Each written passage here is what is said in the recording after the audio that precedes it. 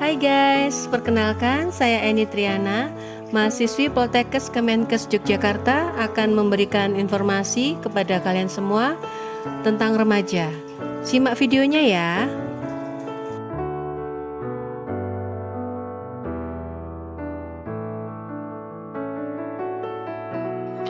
Masa remaja merupakan masa peralihan antara masa kehidupan anak-anak dan masa kehidupan orang dewasa yang ditandai dengan pertumbuhan dan perkembangan biologis dan psikologis. WHO memberikan definisi yang lebih konseptual mengenai remaja, yang merupakan suatu masa individu berkembang dari saat pertama kali menunjukkan tanda seksual sekunder sampai mencapai kematangan seksual, juga sebagai individu yang mengalami perkembangan psikologis dan pola identifikasi dari anak-anak menjadi dewasa. Dalam hal ini terjadi peralihan dari ketergantungan sosial ekonomi yang penuh pada keadaan yang lebih mandiri. WHO menetapkan batasan usia konkretnya yaitu berkisar 10-19 tahun.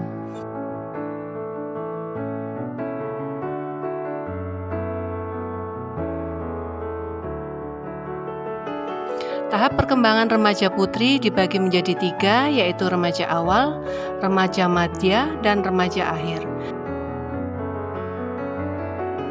Remaja awal sering dikenal sebagai istilah asing yaitu early adolescence, memiliki rentang usia antara 11-13 tahun. Pada tahap ini mereka masih heran dan belum mengerti akan perubahan-perubahan yang terjadi pada tubuhnya dan dorongan-dorongan yang menyertai perubahan tersebut. Mereka juga mengembangkan pikiran-pikiran baru, mudah tertarik pada lawan jenis dan juga mudah terangsang secara erotis. Yang kedua yaitu remaja madya. Remaja yang dikenal dalam istilah asing yaitu middle adolescence memiliki rentang usia antara 14-16 tahun. Tahap remaja madya adalah pertengahan sangat membutuhkan temannya. Masa ini remaja lebih cenderung memiliki sifat yang mencintai diri sendiri. Remaja pada tahap ini juga masih bingung dalam mengambil keputusan atau masih labil dalam berperilaku. Kemudian yang terakhir adalah remaja akhir. Pada remaja akhir atau istilah asingnya yaitu late adolescence, merupakan remaja yang berusia antara 17 sampai 20 tahun. Masa ini merupakan masa menuju remaja dengan sifat egois, yaitu mementingkan diri sendiri dan mencari pengalaman baru. Remaja akhir juga terbentuk identitas seksualnya. Mereka biasanya sudah berpikir secara matang dan intelek dalam mengambil keputusan. Kesehatan reproduksi, yaitu sehat fisik, jiwa maupun sosial, merupakan sistem dan fungsi proses reproduksi. Dalam hal ini, reproduksi mengakibatkan proses alami yang bisa menghasilkan keturunan.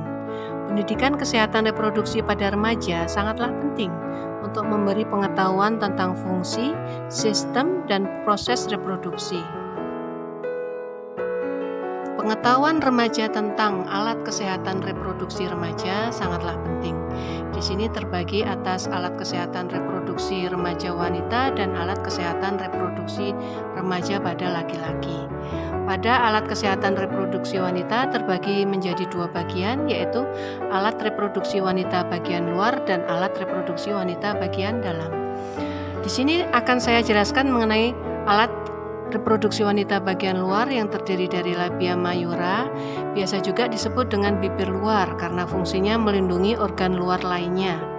Pada masa puber, area kulit di labia mayora akan tumbuh bulu atau rambut yang juga mengandung kelenjar penghasil minyak. Kemudian yang kedua adalah labia minora. Labia minora atau bibir kecil merupakan alat reproduksi wanita yang mempunyai berbagai ukuran.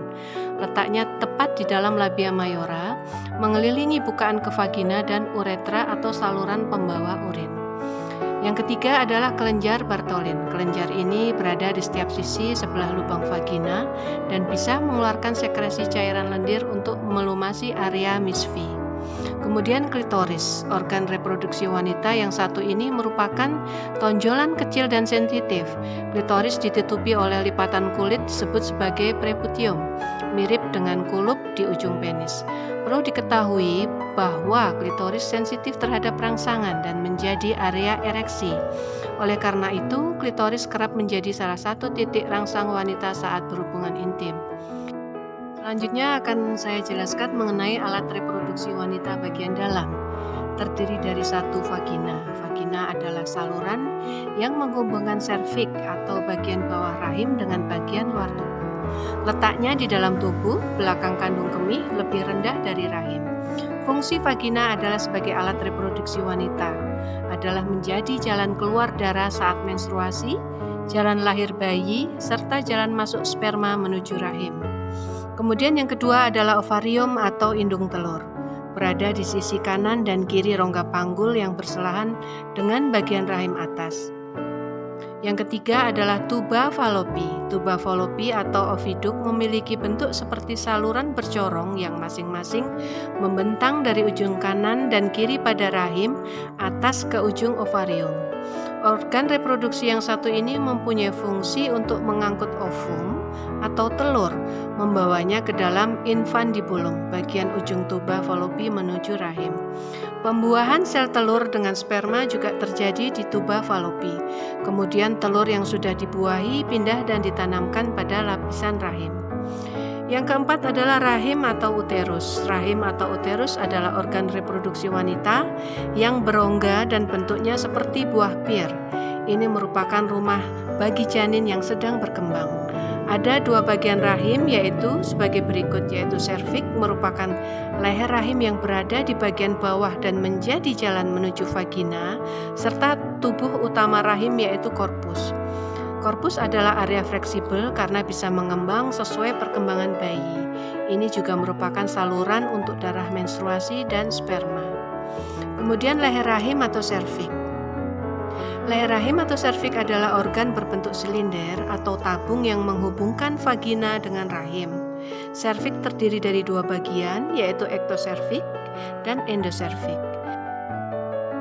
Serviks mempunyai produksi lendir yang akan merubah selama siklus menstruasi. Tip dari Kids Health, organ reproduksi wanita membantu agar tubuh dapat melakukan fungsi sebagai berikut. Yang pertama yaitu menghasilkan sel telur, kemudian melindungi dan memelihara sel telur yang telah dibuahi sperma hingga berkembang seutuhnya. Yang ketiga, melakukan hubungan seksual. Yang keempat, melahirkan bayi.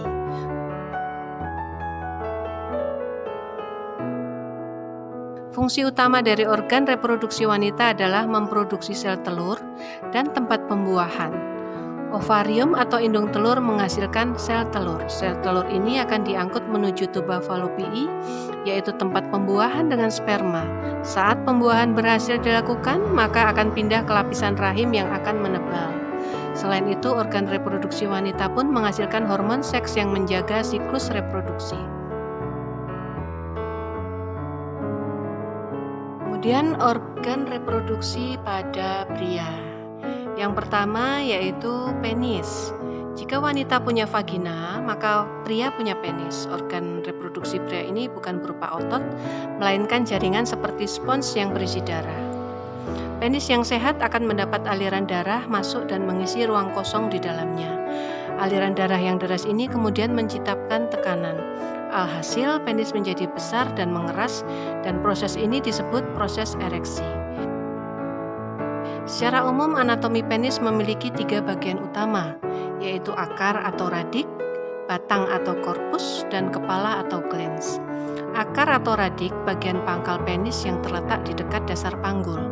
Akar penis memiliki 3 jaringan ereksi dan 2 otot, yaitu ischiocavernosus dan bulbosus spongiosum.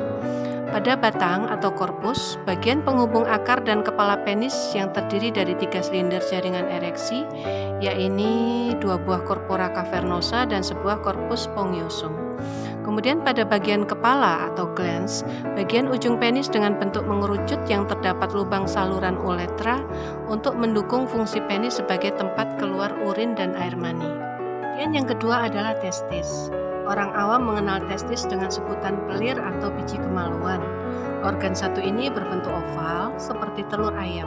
Testis dibungkus oleh skrotum dan terletak di belakang penis. Testis akan mulai tumbuh ketika laki-laki memasuki masa pubertas sekitar usia 10-13 tahun.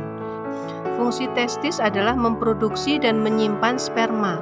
Tak hanya itu, testis juga berfungsi untuk memproduksi hormon testosteron, yaitu hormon untuk memberikan perubahan pada bentuk tubuh pria selama masa pubertas dan menghasilkan sperma. Kemudian organ yang ketiga adalah skrotum. Skrotum merupakan sebuah kantong kulit yang menggantung di belakang penis. Organ ini berfungsi untuk membungkus testis dan mengontrol suhu testis. Testis harus berada pada suhu yang tepat agar bisa memproduksi sperma yang normal. Idealnya, testis harus berada pada suhu yang sedikit lebih dingin daripada suhu tubuh. Yang keempat yaitu kelenjar prostat. Kelenjar prostat terletak di bawah kandung kemih dan mengelilingi saluran kemih atau uretra, yaitu saluran tempat keluarnya urin dan sperma dari dalam tubuh. Fungsi utama prostat adalah menghasilkan cairan yang bercampur sel sperma yang diproduksi testis untuk proses ejakulasi.